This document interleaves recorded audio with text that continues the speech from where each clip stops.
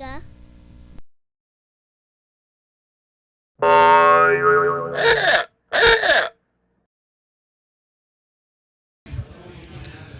All right, everybody. I want to say something. I want to say a couple things about what we're doing here. Why do we come here? What gets accomplished? We come here, weekly. We talk about issues, all right? We get together, we talk about politics, all sorts of different things. And it's talking. So after a while, you say to yourself, what does this do? What do we really get accomplished by coming here? It's a bunch of people getting together. We meet and we talk. A bunch of people talking. What does that really do? Because I've heard that several times out of certain people. I have an answer to that, and here's how I answer that. When you come here, you meet other people, you talk to them. And in the course of that conversation, whether you're talking about politics or whatever, you're going to say something to that person eventually that they were not aware of. You might give them a small detail that they didn't know before, and you're going to learn something from that person. Just about every time I have a conversation here, somebody tells me something that was obviously evident that I didn't really realize before. We're arming each other with information.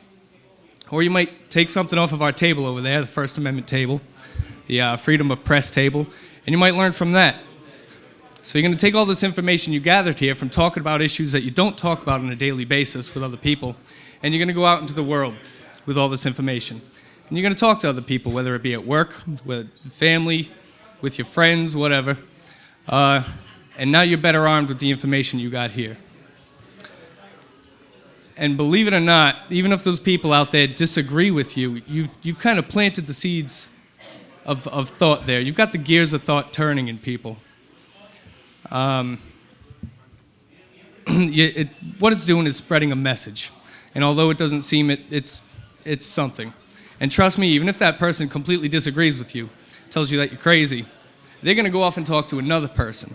And in the course of talking to that person, they might parrot, repeat to that person one of the facts that you gave them.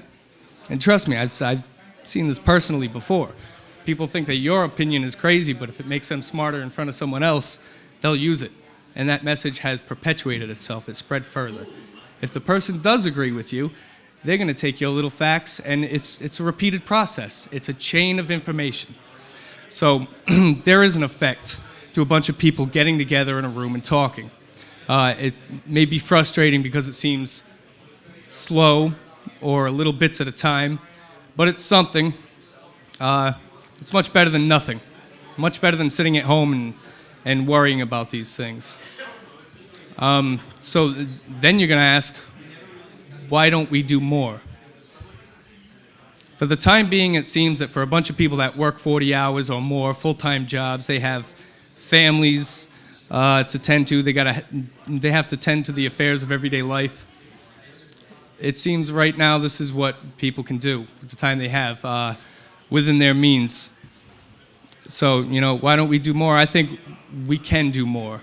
And stay tuned, because we're going to be talking about what more we can do right here at Freedom of Speech Mondays, or whatever day it ends up being, or wherever we go here at the We the People of Rhode Island Freedom of Speech event. So definitely stay tuned to that. On another note, talking about the things we talk about here, and what people that I'm looking at in this room know right now as compared to what the general American public knows, is probably two quite different things.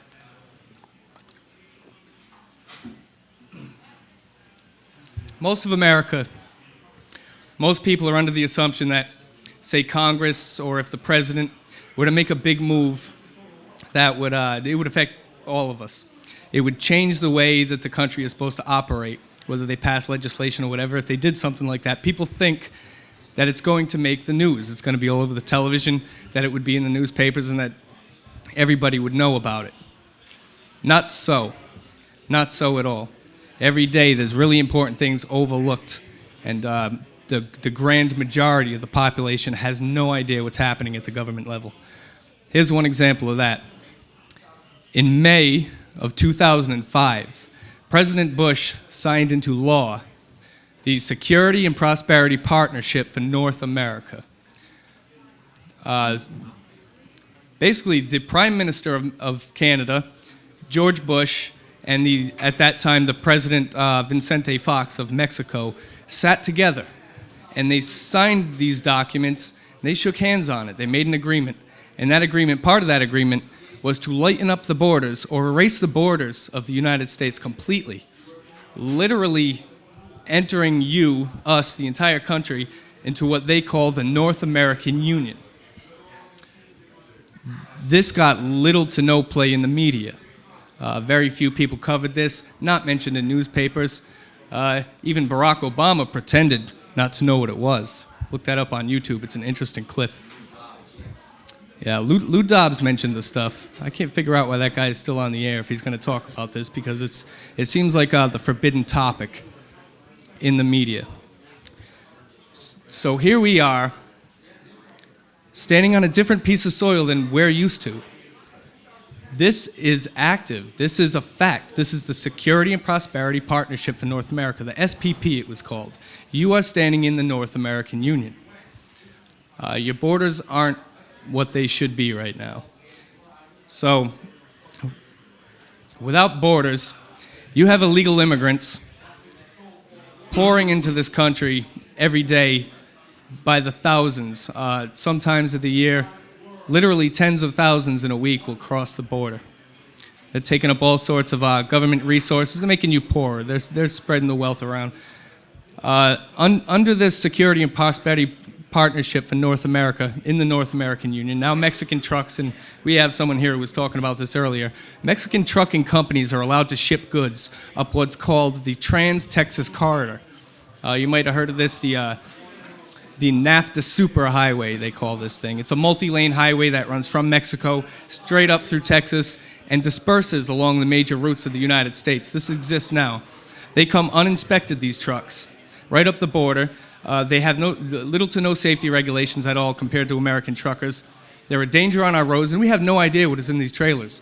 If there is a real terror threat, there could be nuclear weapons in these trailers. These trailers could be loaded with other illegal immigrants skipping the border. This concludes this program broadcast. We the People, a freedom of speech television show. Go to www.wethepeopleofri.org.